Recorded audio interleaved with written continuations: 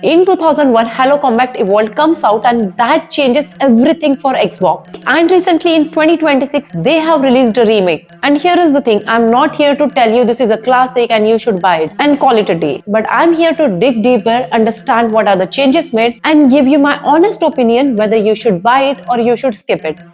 Alright, story first, because this is where almost all the people get surprised. It's 26th century and humanity is losing the war they didn't ask for against an alien called Covenant. You play as Master Chief. And right now, I want you to focus on something. You never see his face, not in entire gameplay. And if you're wondering if this is a budget constraint, this is not. This is a smart decision because Master Chief is meant to be you, a blank space that you will fill. Riding along with you is Cortana, an AI who is staying in your helmet. Cortana basically explains what is happening in the game instead of showing you the cutscenes. And it's a very smart trick. Most of what you learn while moving and while you're shooting. So there is no pre-training kind of a thing in this game. But wait a minute, if you have not played this game till now, I will not spoil too much for you. The game pulls a genre swap on you. What started as a war story suddenly changes into a horror story. The massive flood shows up and suddenly you're not fighting for the territory.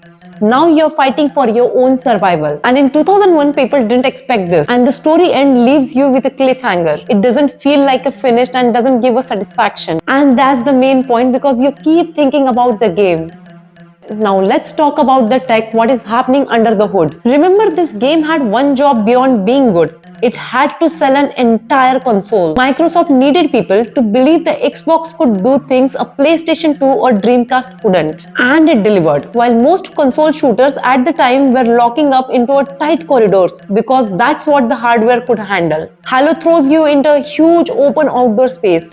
Valleys, cliffs, entire ring surfaces you can see from miles across. That was not normal for a console game in 2001. And then there is a vehicle. The Warthog has actual physics. It bounces, it tips, it feels like a real object with weight, not a prop on rails. The AI deserves its own mention too. Covenant enemies flank you, retreat when they are losing, take cover, communicate with each other. It's not perfect, but it's alive in a way lot more shooters from that era. And here is something people misread about Halo. Halo deliberately limits you to 2 weapons and 1 grenade and a melee. And that was not a design limitation, it is a design philosophy. Every fight becomes a puzzle. What I am carrying, what is my plan, what I'm gonna do, and how much weapons I have. So the combat is not just button mashing, but it's also giving you time to think. So what is the important thing that Halo brings to the table? And nobody does at that time. So people used to call it a golden triangle. Guns, grenade and melee. Half the game you have played in last 20 years, everyone is using the same version and the same look. And basically that works. But recharging shields is a big deal also. Because before that you are just hunting for the health repack, which ultimately slows everything down and punishes your momentum. But on the other part, Halo lets you play aggressively.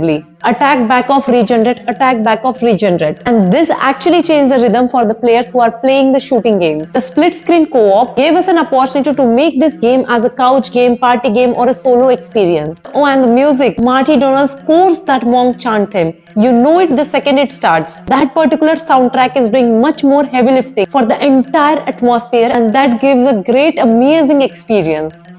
Okay, this is the part of the video where I have to be honest with you. Only hype can't guarantee you the best buy. So let's start. The middle pace of the campaign is actually having a pacing problem. The levels like The Library, 2 Betrayals gets a lot of criticism. Next, the second half of the game are also using the same map but in a reverse order. So it can genuinely feel like a padding. Like the game ran out of the new places to put you on. Next thing, the flood. This twist is actually amazing but only for the first time you meet it. But it gets repetitive after 6 or 7 hours. The horror angle also wears off when you fight the same enemy for the 15th time. Visually, even with the anniversary remaster inside Master Chief Collection, some of the base animations and assets show their age. It's not ugly, but it's clearly a product of 2001. And depending on which version you are playing, checkpoint systems can be inconsistent. Master Chief Collection smooths a lot of this out, but it's worth knowing before you dive in. If you're expecting something Halo Infinite, then middle third of the game is going to test you. So should you actually buy this in 2026? Buy it if you care about FPS history, if you like sandbox level design where there is more than one way to solve a fight. But hold off if you're looking for non-stop modern pacing and if you hate backtracking.